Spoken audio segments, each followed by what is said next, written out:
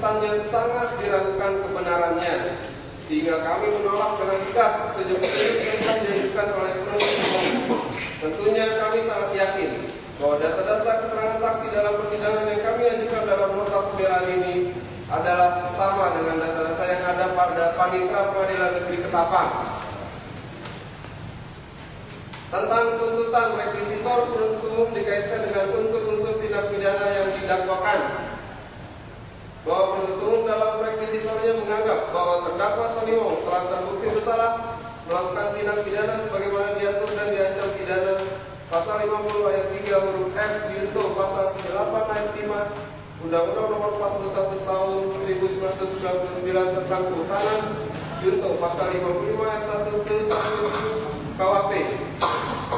Mengingat penuntut umum menuntut terdakwa dengan tindak pidana penyertaan pasal 55 ayat 1 ke 1 KUHP dan tindak pidana kehutanan pasal 50 ayat 3 huruf F junto pasal 78 ayat 5 Undang-Undang Nomor 41 Tahun 1999 tentang kehutanan, maka kami perlu menguraikan tentang tindak pidana penyertaannya terlebih dahulu dan baru diikuti tentang tindak pidana kehutanan sebagai berikut. A. Unsur-unsur pasal 55 ayat 1 ke 1 KUHP. Pasal 55 ayat 1 ke 1 KUHP menyatakan sebagai berikut. Ayat 1. Dipidana sebagai si pembuat dari suatu perbuatan pidana ke-1 yang melakukan, yang menyuruh melakukan, atau yang turut melakukan perbuatan itu. Pemahaman mengenai definisi yang melakukan, plagier, yang menyuruh melakukan, non plagier, atau yang turut serta melakukan, beda plagier, adalah sangat penting, karena jika definisi dasar ini tidak terbukti secara sah dan meyakinkan, maka adalah sesuatu yang sia-sia untuk membuktikan unsur-unsur berikutnya atau unsur-unsur lainnya yang berhubungan. Berdasarkan ahli hukum pidana Profesor Skafmeister, Profesor Dr. Kaiser dan Mr. A. PH Sitorus dalam bukunya yang berjudul Hukum Pidana, penerbit Citra Aditya dengan editor Profesor J. Saitati, SMA dan Universitas Sekolah, halaman 46 menyatakan, dari ketentuan pasal 55 ayat 1 ke 1 KUHP tersebut di atas, yang dianggap sebagai pelaku perbuatan pidana adalah meliputi A. Yang melakukan atau pelaku plagier. Bahwa yang dimaksud dengan yang melakukan plagier adalah orang yang melakukan sendiri perbuatan yang memenuhi rumusan delik dan dipandang atau dianggap bertanggung jawab atas kejahatan. B. Yang menyuruh melakukan non plagier. Non plagier adalah orang yang melakukan perbuatan dengan perantaraan orang lain, sedang perantara itu hanya digunakan sebagai alat, sehingga dengan demikian ada dua pihak, yaitu yang membuat langsung atau manus ministra atau aktor fisikus dan pembuat tidak langsung manus dominan atau aktor intelektual. Adapun unsur-unsur yang harus terpenuhi dalam non plagier adalah sebagai berikut. A. Alat yang dipakai adalah manusia. B. Alat yang dipakai adalah berbuat. C. Alat yang dipakai tidak dapat dipertanggungjawabkan. C.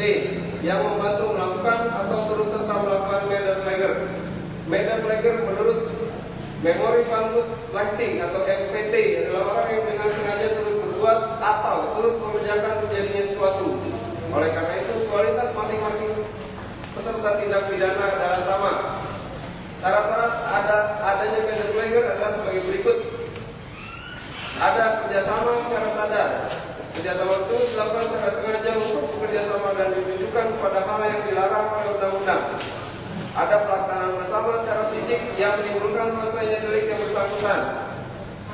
Simmons memberikan contoh sebuah kasus dalam bukunya Profesor Mr. Dr. Lid A.J. Zainal Abidin dan Profesor Dr. Yuridis Andiaga berjudul bentuk-bentuk khusus perwujudan delik, percobaan penyertaan dan gabungan delik dan hukum penitensier, penerbit Sumber Ilmu Jaya pada halaman 188 sebagai berikut. Berdasarkan contoh kasus tersebut di atas dapat disimpulkan bahwa terdapat pembagian kerja antara A dan B.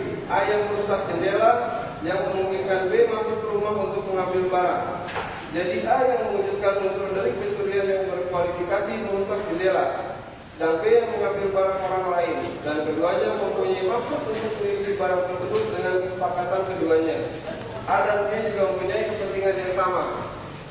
Sehubungan dengan contoh tersebut di atas, apabila dibandingkan dengan perkara kayu 108 meter kubik yang para terdakwanya adalah Tony Wong, alias Atian berkas terpisah. Di manakah terdapat bagian kerja antara ketiga terdakwa tersebut untuk mewujudkan adanya kerjasama secara sengaja, sadar dan ditujukan pada hal yang dilarang oleh undang-undang? Selanjutnya, di manakah perbuatan terdakwa Tony Wong yang merupakan bentuk pelaksanaan bersama secara fisik yang menimbulkan selesainya delik yang bersangkutan?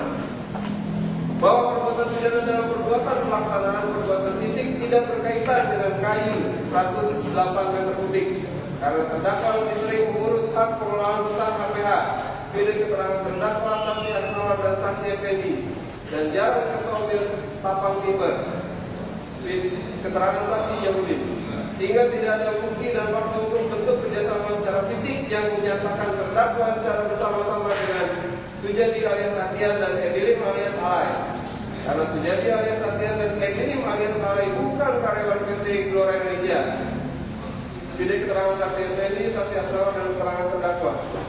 Selanjutnya, tidak ada karyawan yang bernama Stefanus alias Akiam, dan tidak ada kejadian kerjasama antara PT Gelora Indonesia dengan Haji Farid Gufron dan Direktur PT Gelora Indonesia, dalam hal ini terdakwa Tony Wong, tidak pernah memberikan surat kuasa khusus kepada Stefanus alias Akiam untuk bertindak bentuk atas nama PT Gelora Indonesia.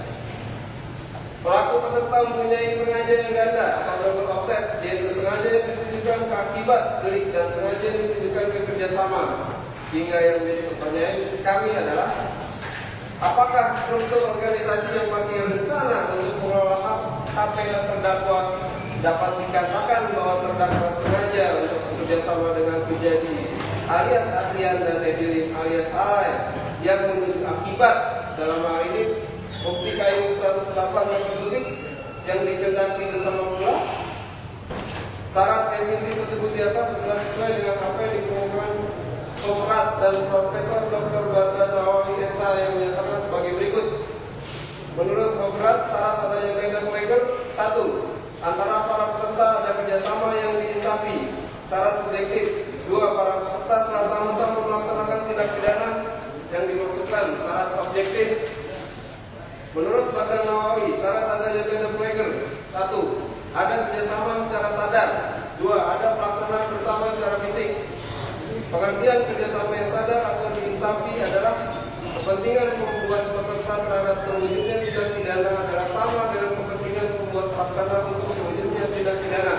Sementara mengenai arah kesengajaannya ditujukan dalam hal kerjasamanya dan ditujukan dalam hal mewujudkan perbuatan yang menuju penyelesaian tindak pidana dalam kaitannya kayu 108 meter kubik sebagai akibat. Berdasarkan ketentuan tersebut di atas, dalam fakta-fakta persidangan tidak ditemukan adanya kerjasama secara sadar atau diinsafi antara terdakwa Tony Wong Sujadi alias Atian dan Asnawan untuk melakukan tindak pidana secara bersama-sama, telah menerima, membeli atau menjual, menerima tukar, menerima titipan, menyimpan atau memiliki hasil hutan yang diketahui atau patut diduga berasal dari kawasan hutan yang diambil atau dipungut secara tidak sah. Namun terdakwanya mengetahui bahwa Somil Ketapang Timber digunakan untuk pengolahan kayu hasil alam milik terdakwa. Sementara kerjasama antara Asnawan dan Sujadi alias Atian untuk menerima, mengolah dan menjual kayu yang diperoleh secara tidak sah milik Sujadi alias Atian, terdakwa sama sekali tidak mengetahui, apalagi melakukan perbuatan pelaksanaan untuk terwujudnya delik terkait kayu 108 meter kubik. Karena secara hukum terdakwa sudah tidak memiliki tanggung jawab lagi terhadap Somil Ketapang